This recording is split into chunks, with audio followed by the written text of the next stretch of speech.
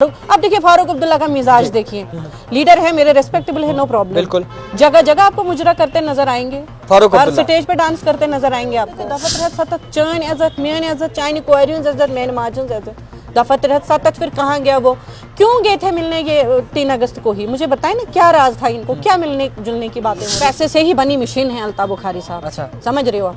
अल्ताफ बुखारी ने हाल ही में एक स्टेटमेंट दिया अनंतनाग के जलसे में, उन्होंने बताया पीडीपी ने इलेक्शन जीता है आज तक, क्योंकि किन की पौध है अल्ताफ बुखारी, पीडीपी कहाँ से निकले हैं, सियासत कहाँ से सीखी है, जम्मू कश्मीर अपनी पार्टी उन जेलों को छुड़वाएगी। इनके माँ बाप का राज है यहाँ, कभी इनका प्रोसेस स्टार्ट करेंगे, कभी इनको जेल में डाल देंगे, कभी बाहर निकालेंगे, कौन सा रोल करेंगे अल्ताफ बुखारी करेंगे ये, उनका अल्ताफ दावा है। बुखारी इतनी कौन सी वो जबरदस्ती वाली शख्सियत है, एक पार्टी से निकल के बी टीम बना के आगे उधर की बात कर रहे हैं। एनसी में पीएसए किसने लाया, हमें यहाँ पे टाडा, हमें यहाँ पे पोटा, यहाँ पे इतनी बुरी हालत हुई, यहाँ 2010 की जो सिविलियन किलिंग्स हुई हैं आप नहीं भूल सकते। 3 अगस्त को उमर अब्दुल्ला साहब, फारूक अब्दुल्ला साहब, हसनैन मसूदी जो justice Hasnain Masoodi MP from south Kashmir, वो गए थे, करने क्या गए थे मुझे बताएं। जनाब यहाँ बीजेपी वालों को नहीं आने देना, वोट डालो पीडीपी को, हम इनको टनल से इस पार नहीं आने देंगे। आज घर घर में घुसी है बीजेपी, आज एक एक घर में वाकफियत रखती है, जिम्मेदार पीडीपी का, इनको पावर चाहिए, वो चाहे कश्मीरी की लाश पर से इनको गुजरना पड़े, इनको पावर चाहिए।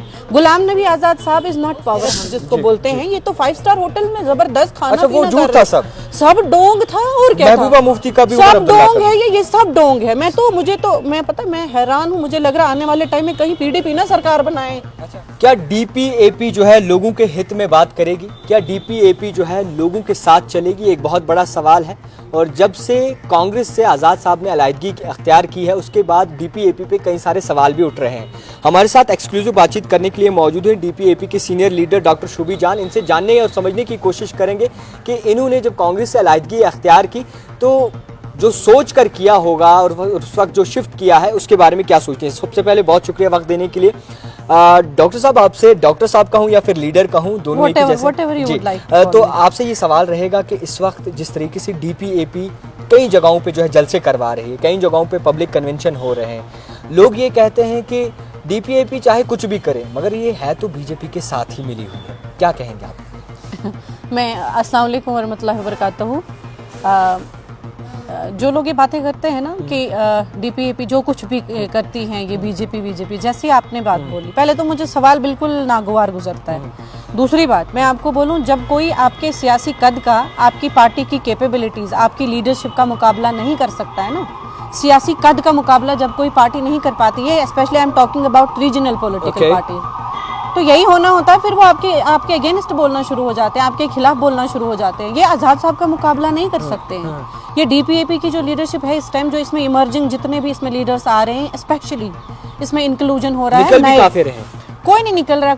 कौन निकल रहा है हमारी पार्टी से? कई सारे लीडर्स गए, चाहे वो डीडीसी की बात करें, कहीं ऐसी डीडीसी भी आप देखिए उनको, फिर देखिए उनका ये मिजाज होता है, किसी का एक ऐसा मिजाज होता है जो करप्ट इंसान होते हैं, वो करप्ट या जाहिर सी बात है उनका कुछ अपना जो पॉलिटिकल एडवांटेज हो जी, जो फिर जात की तौर पे वो इस्तेमाल करते हैं, वो उनको मे भी हमारी पार्टी में ना मिल गया हो, मतलब वो करप्ट इंसान मे भी जिनकी, मुझे तो even you are not disclosing the name, I am not disclosing, आप इन जनरल बात करें कि this is the nature of any political party, people come and go, है ना, आते हैं जाते हैं। अगर आपका क्राइटेरिया, आपकी आइडियोलॉजी अगर मिलती है गुलाम नबी आज़ाद साहब से, अगर आप उस लेवल के हैं, आप उस कद के साथ चलने के लायक हैं, तो आप रहेंगे। बेकार रसूल कहते हैं कि कांग्रेस ने बहुत ज़्यादा इन्वेस्ट किया है गुलाम नबी आज़ाद साहब ने, और बाकी सिला क्या दिया है गुलाम नबी आज़ाद साहब ने वो आपके सामने आया है।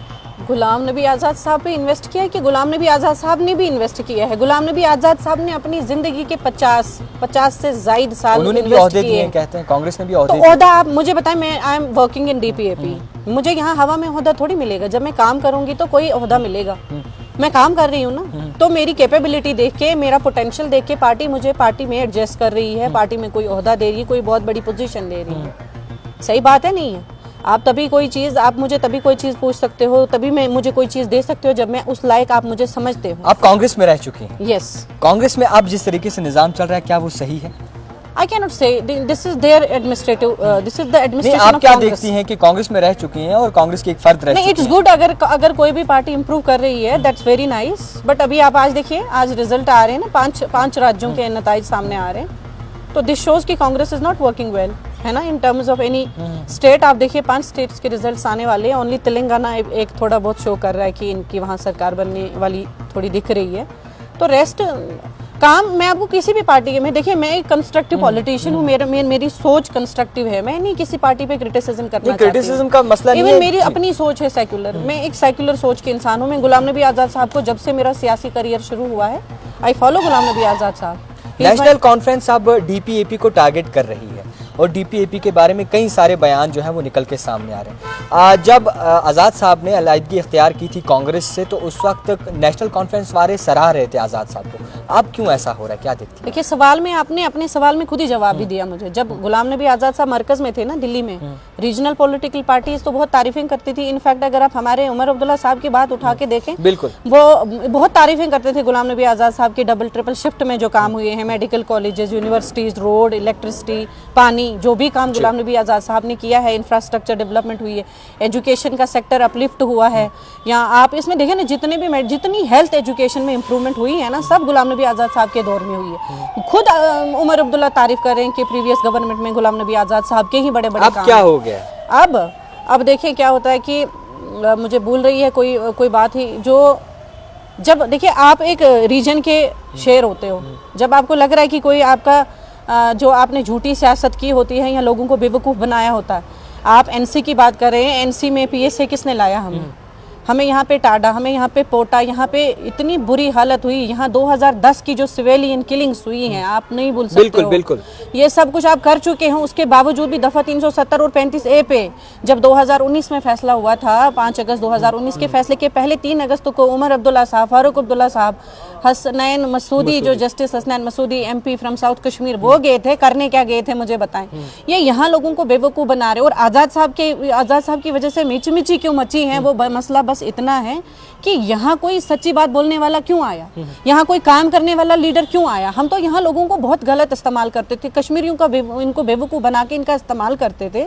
तो आप मानती हैं नेशनल कॉन्फ्रेंस और पीडीपी ने कश्मीर मिलके बेवकूफ तो छोड़े, इन्होंने हमें जो political landscape of Jammu and Kashmir है, पॉलिटिकल लैंडस्केप ऑफ इंडिया, उसमें जम्मू कश्मीर का जो नक्शा है वो खत्म कर दिया इन्होंने, वो नक्शा खत्म कर दिया। मुझे बताएं, यहाँ एक टाइम पे पीडीपी बोलती थी कि टनल, जो आज काजीगुंड टनल है, उस टनल से बोलते थे, उस टनल पे चढ़ के बोले थे, तब तो जवाहर टनल पे चढ़े थे कि जनाब यहाँ बीजेपी वालों को नहीं आने देना, वोट डालो पीडीपी को, हम इनको टनल से इस पार नहीं आने देंगे। आज घर घर में घुसी है बीजेपी, आज एक एक घर में वाकफियत रखती है।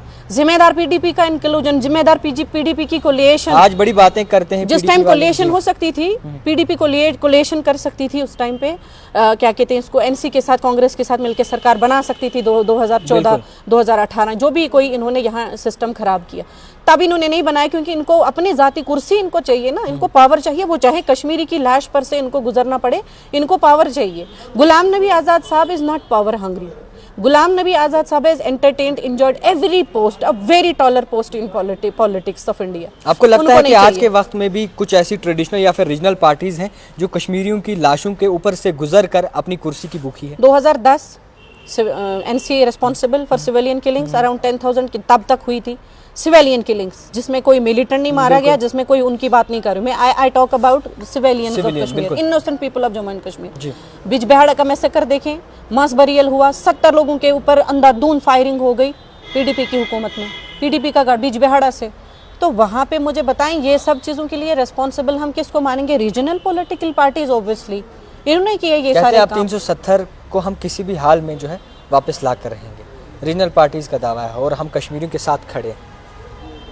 ऐसा लग रहा है आपको? देखिए, गुलाम नबी आज़ाद साहब is always been very genuine, he is a clean politics. Azad साहब बड़े अपने बयान बदलते हैं, हमारी को क्लियर पॉलिटिक्स है गुलाम नबी आज़ाद साहब की। दफ़ा 370 के 2 ही तरीके हैं, या पार्लियामेंट में आपकी मेजोरिटी बने तो आप ले सकते हो, या सुप्रीम कोर्ट ऑफ इंडिया हमारा इंसाफ कर सकता है, वहाँ से ले सकते हैं।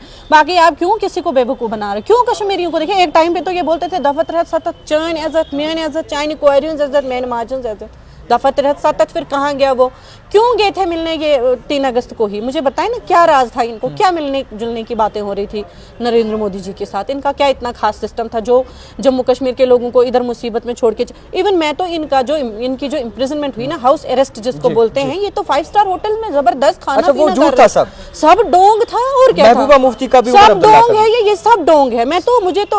मैं हैरान हूँ, मुझे लग रहा आने वाले टाइम में कहीं पीडीपी ना सरकार बनाए, अच्छा। क्या कहते हैं, फिर से बीजेपी के साथ।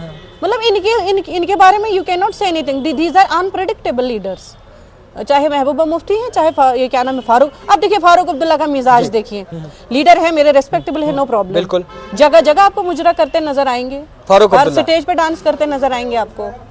एक मियार होता है, he is elected public representative in parliament. वो आपको जगह जगह देखिए, दिमागी तवाजुन खत्म हो चुका है हमारे इन लीडर्स का। मतलब सेंसिबिलिटी, हम जिस कहते तो हैं एकजुट हो जाएं, पीएचडी के साथ एकजुट। हाँ, पीएचडी। आप मुझे बताएं, पीएचडी आपको दिख रही है कहीं? उसका जनाजा कब का निकल चुका है। खोखली थी वो पीएचडी की अलायंस, कहाँ है वो अलायंस?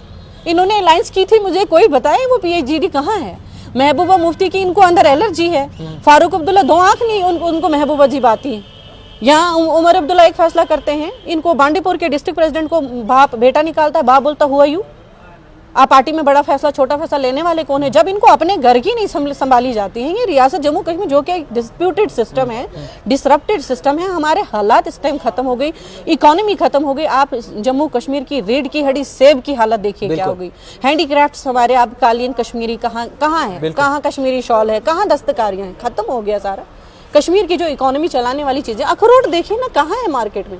नरेंद्र मोदी जी ने सेंट्रल लेवल पे अमेरिका के साथ जो टैक्सेशन का जो मसला था, वो एक्साइज ड्यूटीज खत्म करके अमेरिका का, ईरान का सेब यहाँ लाके कश्मीर के सेब की क्या बुरी हालत है मार्केट में। This is not something hidden to people of Jammu and Kashmir. हमारी रीढ़ की हड्डी खत्म कर दी गई। सियासतदान आजकल जहाँ भी कन्वेंशन करते हैं तो एक दूसरे को जवाब देते हैं, जो मुद्दे हैं उन पे बात नहीं करते। हमारी पार्टी, you will see and you are looking into the matters deeply. आपको पता है हमारी पार्टी जो लोगों के दरपेश मसाइल है उस पर बात करते हैं। मेरे बयानात उठा के देखिए, हमारी सियासत साफ है, हमें पावर की कोई ज़रूरत नहीं है, हम काम करना चाहते हैं। क्योंकि अगर आप 2020 से देखेंगे ना, जब डिस्ट्रिक्ट डेवलपमेंट काउंसिल इलेक्शन हुए थे, डीडीसी बिल्कुल आपका काम पता है। इंक्लूजन हुआ पढ़े लिखे लोगों का इनटू पॉलिटिक्स। वाई? क्योंकि उनको लगा कि ट्रेडिशनल पॉलिटिशियन जो थे, जो सिस्टम था प्रिवेलिंग यहाँ जम्मू कश्मीर का, इसने हमें बर्बाद किया। दफा 370 हमारी आइडेंटिटी की क्राइसिस हुई, हमारा नक्शा बदल दिया गया। जो रियासत एक टाइम पे मुल्की हैसियत रखती थी, उसको इतना डिग्रेड किया, आपने यूनियन टेरिटरी बना दिया। आप समझ रहे हैं मेरी बात? तो this has happened to a normal, to a very ordinary people of Kashmir. मतलब जो बेचारे मामूली से छोटे मोटे मेरी तरह लोग हैं, उनके साथ इस तरह रात के अंधेरे में डाका डाला गया। कौन जिम्मेदार है? यही रीजनल पॉलिटिकल पार्टीज, महबूबा जी स्पेशली। अच्छा, अपनी जम्मू कश्मीर अपनी पार्टी के बारे में क्या कहेंगे? इस वक्त तो वो भी कहीं सारे बयान जो है वो दे रही है और कहती है कि आज़ाद साहब को नहीं पता कि पैसे से क्या क्या खरीदा जा सकता है। वाकई में पैसा बहुत बहुत इंपॉर्टेंट है बुखारी साहब के लिए। पैसे से ही बनी मशीन है अल्ताफ बुखारी साहब। अच्छा, समझ रहे हो आप? अल्ताफ बुखारी ने हाल ही में एक स्टेटमेंट दिया अनंतनाग के जलसे में। उन्होंने बताया पीडीपी ने इलेक्शन जीता है आज तक। क्योंकि किन की पौध है अल्ताफ बुखारी? पीडीपी। कहाँ से निकले हैं? सियासत कहाँ से सीखी है? पीडीपी से। करियर ही शुरू वहाँ से किया था। तो बताए कि पीडीपी आज तक जितने इलेक्शन जीती हैं, सब जमात इस्लामी का इस्तेमाल करके। मुझे बताएं, जमात इस्लामी बैन किन की सरकार में हुआ? किन की सरकार में बैन हुआ? पीडीपी, बीजेपी अलाई हुई, इनकी कोलेशन हुई तो जमात हमारी बैन हो गई। जो जम्मू कश्मीर में इस्लाम का बहुत बड़ा काम होता था, हमारे इदारों में दीनी तालीम दी जाती थी, शऊरी तालीम दी जाती थी, बच्चों को सही गलत का सेंस देती थी जमात इस्लामी, वो बैन हो गई। आज भी आप देखिए ना, सिविल इम्प्रिजनमेंट आप देखिए, हमारे कितने नौजवान जेलों में बंद हैं। कहते हैं उनका भी प्रोसेस स्टार्ट कर रहे हैं। प्रोसेस किनका प्रोसेस स्टार्ट करेंगे? इनके माँ बाप का राज है यहाँ। कभी इनका प्रोसेस स्टार्ट करेंगे, कभी इनको जेल में डाल देंगे, कभी बाहर निकालेंगे। कौन सा रोल करेंगे? अल्ताफ बुखारी करेंगे ये, उनका अल्ताफ बुखारी इतनी कौन सी वो जबरदस्ती वाली शख्सियत है? एक पार्टी से निकल के बी टीम बना के आ गए, उधर से हमारा समझौता सौदा करके आ गए मरकज के साथ। इधर किसी का थोड़ी वो कोई सौदा कर सकते हैं, अपनी मर्जी से चला सकते हैं। नौजवान अभी जेल में डलवा दिए गए, अब बाहर निकाल के उन्हीं का सौदा करेंगे। ये बिल्कुल सौदेगर हैं जम्मू कश्मीर अपनी पार्टी पीडीपी एनसी, जितनी यहाँ पे अभी जो अपना नाच रहे हैं ना पार्टीज, ये सारी पार्टीज एक तो खुद भी सौदागर हैं, दूसरा ये मरकज के इशारों पे नाचते हैं। हमारी पार्टी साफ और शफाफ है, इस तरह का कोई काम नहीं हमारी पार्टी करे। गुलाम नबी आज़ाद साहब का दौर लोगों को याद करना चाहिए। खासकर मैं अगर सिटी की बात करूंगी, श्रीनगर सिटी की, या जितने भी टाउन एरियाज़ में, सबसे ज़्यादा रूरल एरियाज़ में भी लोगों को पता चल रहा है कि गुलाम नबी आज़ाद साहब ने अपने दौर में, जब ये गोल्डन एरा जिसको बोलते हैं, जिस टाइम में गुलाम नबी आज़ाद साहब चीफ मिनिस्टर रहे हैं, लोगों को तो सीख लेनी चाहिए। हमारे चीफ मिनिस्टर जो बाकी साबिक़ हैं, उमर अब्दुल्ला साहब, ये हमारे फारूक अब्दुल्ला साहब, या एक्सीडेंटल हमारी महबूबा मुफ्ती चीफ मिनिस्टर रही हैं, सीखना चाहिए इनको कि किस तरह सरकार की जाती है। आखिरी सवाल आपसे रहेगा, क्या आने वाले वक्त में DPAP जम्मू कश्मीर का मुस्तकबिल संवार सकती है? डेफिनेटली इंशाल्लाह, अल्लाह ताला पे भरोसा है। हमारी पार्टी सुर्ख रूह होके इंशाल्लाह आएगी। सारी सीट्स पे हम इलेक्शन लड़ेंगे, पूरी जम्मू कश्मीर में इलेक्शन लड़ेंगे, पार्लियामेंट इलेक्शन भी लड़ेंगे इंशाल्लाह, पूरी 5 की 5 सीट्स पे, और कामयाब होके इंशाल्लाह आपको भी दिखाएंगे, आप भी देखेंगे। जम्मू कश्मीर एक बार फिर वैसे पीसफुल तरीके से यहाँ रोज़गार आएगा। यहाँ जिनसे ज़मीनें छीनी गई उनकी ज़मीनें वापस मिलेंगी, यहाँ जिनका रोज़गार ख़त्म हो गया उनका रोज़गार वापस मिलेगा। बिजली पे हमारी बात हुई, राशन पे हमारी बात हुई। हम हर बार पब्लिक के मुद्दे सामने उठा के रहेंगे, जब पावर में आएंगे तब भी, और जब अगर पावर में नहीं भी होते हैं हम आज जैसे, तो वैसे ही हम लोगों के मुद्दे उठाते रहेंगे और लोगों के काम, और खासकर मेरा अपना मकसद है जम्मू कश्मीर के लोगों का काम करना। इनके जो मुद्दे हैं, इनके जो बेसिक, इनकी जो ज़रूरत है, जो आज तक 70-75 साल में भी सरकारें नहीं कर पाई, वो मुद्दे आगे लेके आना, और इनको कम से कम, दुनिया कहाँ की कहाँ पहुंची, हम अभी बिजली, सड़क और चावलों के चक्कर में इससे भी बाहर नहीं निकल पा रहे हैं। ठीक है ना, ये सब। बहुत शुक्रिया वक्त देने के लिए। शुभी जान हमारे साथ मौजूद थी, जिन्होंने बखूबी एक बहुत ही अच्छा जवाब दिया है। जिस तरीके से DPAP की बात करें तो ग्राउंड मजबूत हो रहा है। दिखती रही दी टाइप राइटर जावेद खान के साथ।